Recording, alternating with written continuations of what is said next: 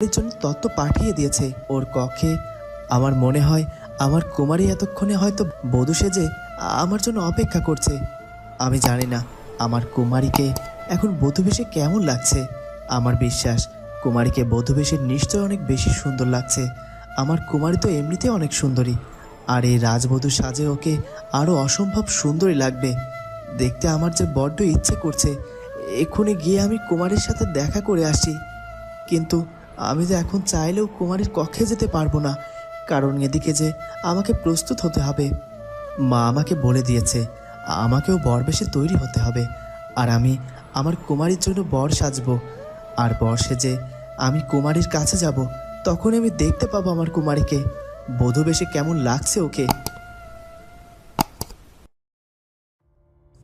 ওদিকে মন্ত্রীমশাই আর একটু দেরি না করে রাজপ্রাসাদে যায়। রাজপ্রাসাদে গিয়ে রানীমা এবং মহারাজের সাথে কথা বলতে থাকে।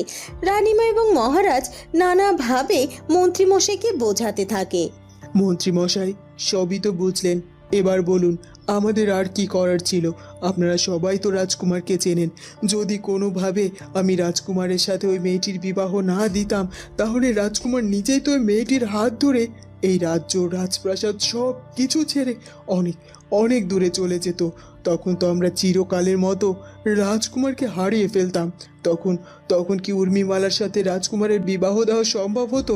তাই বলছি, আপনি ফিরে যান, আর আপনার মেয়ে উর্মিমালাকে ভালো করে বোঝান, আর যেটা হচ্ছে সেটা হতে দিন। এছাড়া যে আমাদের আর কিচ্ছু করার নেই।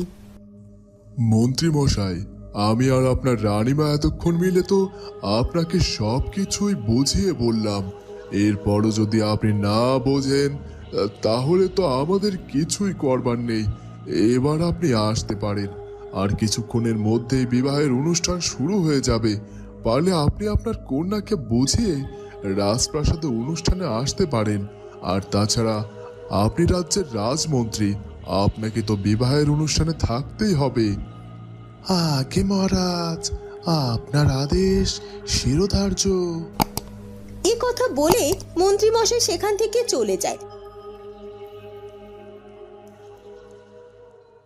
ওদিকে কুমারী কনের সাজে নিজেকে প্রস্তুত করে, আর কনে সাজে তাকে দেখতে বড় সুন্দরী লাগছিল।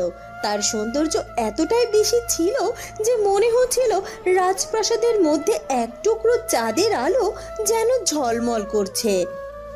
কতটা সময় হয়ে গেল, রাজকুমার আমার সাথে আর একটিবারের জন্য দেখা করতেও এলো না। কোথায় আছে সে, কিছুই তো জানি না। অবশ্য রাজকুমার আজ এখানে আসবেই বা কি করে? সেও যে আজ বড্ড